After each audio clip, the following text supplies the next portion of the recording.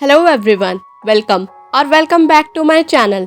मैं हूँ भारती और आज आप लोग के लिए लेकर आई हूँ कहानी योर अनफॉर्चुनेट लव का एपिसोड नंबर 24। तो चलिए ज्यादा बातें ना करते हुए हम कहानी के अगले भाग की तरफ बढ़ते हैं। अनुराग ने ऊपर से रायमा के हर एक कदम पर नजरें बना रखी थी। अनुराग अपने पास खड़े दो आदमियों से कहता है, 1 2 3 फायर। वे दोनों आदमी अपनी बंदूक पोजीशन में लेते हैं और सीधा निशाना रायमा की तरफ तान देते हैं। अनुराग के चेहरे पर एक मुस्कुराहट आ जाती है और जैसे जैसे पल बीत रहे थे वो मुस्कुराहट और बढ़ती जा रही थी। ये रायमा का अंत था। अपराजिता अपने कमरे में बैठी थी। उसके सामने उसका टैब खुला हुआ था जिसमें उसे ये सारे नजारे साफ साफ दिखाई दे रहे थे। अपराजिता के चेहरे पर भी एक मुस्कुराहट थी। वो अपने आप से एक हल्की आवाज में कहती है, रायमा रायमा रायमा, इतने भी बुरे नहीं थे तुम्हारे पापा। हाँ, उन्होंने मुझसे शादी जरूर जबरदस्ती करी थी।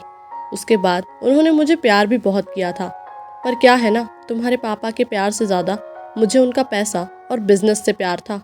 इसलिए उसके पैसे और बिजनेस को हड़पने के लिए मैंने जानती तो हो ही तुम कि मैंने क्या क्या किया था।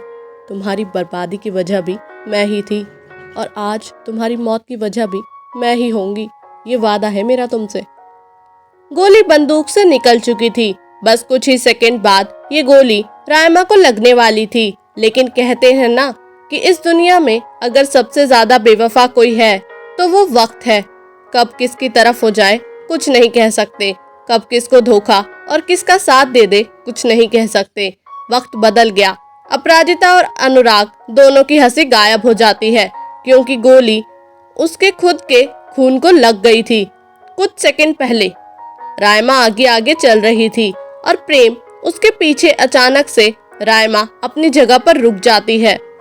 रायमा को ऐसे रुका देख प्रेम पूछता है, क्या हुआ?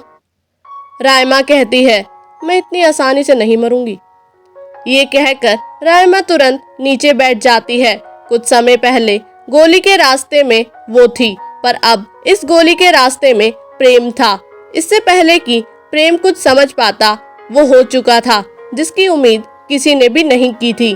प्रेम को गोली लग गई थी। रायमा अपनी जगह से सीधी खड़ी होती है और प्रेम के पास बढ़ती है।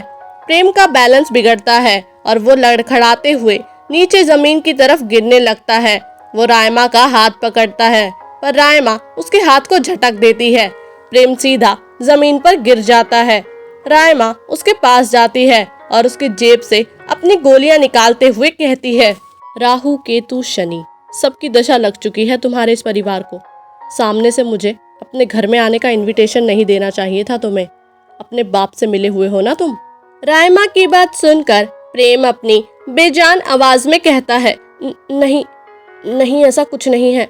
प्रेम की बात सुनकर रायमा हल्की हंसी के साथ कहती है, क्या यार, अब तो तुम मरने वाले हो, कम से कम अब तो सच बोलो। प्रेम की आंखें धीरे धीरे बंद हो जाती हैं। ये सब जो हुआ था, रायमा को इनमें से किसी भी चीज का रिग्रेट नहीं था। वो अपनी जगह खड़ी हो जाती है। उतने में ही अपराजिता और अनुराग वहां आते हैं। अपराजिता के चेहरे पर साफ परेशानी देखी जा सकती थी। प्रेम के सीने से खून पानी की तरह बह रहा था। अपने लाडले बेटे को ऐसे देख अपराजिता जी की आंखों में आंसू आ जाते हैं। लेकिन इसी के साथ रायमा को वहां देखकर उनकी आंखें गुस्से से लाल हो जाती हैं। अपराजिता और रायमा की नजरें आपस में टकराती हैं। अपराजिता जी गुस्से में रायमा की तरफ जाती हैं और रायमा के बाल पकड़कर खींचते हुए कहती है, हिम्मत कैसे हुई तेरी लड़की? क्या किया तूने? अपने हिस्से की मौत मेरे बेटे के सर क्यों डाल दी? रायमा को बहुत दर्द हो रहा था। उसकी आंखों में आंसू आ जाते हैं।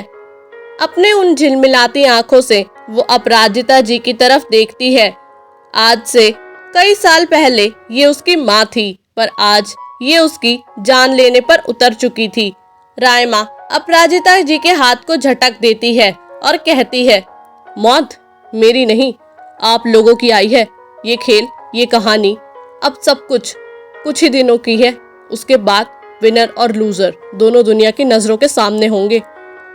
इन सारी बातों पर अनुराग ध्यान नहीं देता और प्रेम को तुरंत बॉडीगार्ड की हेल्प से गाड़ी में लेकर जाता है और हॉस्पिटल की तरफ वो लोग निकल जाते हैं। जैसे ही रायमा ये देखती है कि प्रेम को हॉस्पिटल ले जाया जा रहा है, रायमा भी अपनी जगह से थोड़ा हिलती है, जैसे उसे उसका अगला कदम याद आ गया हो।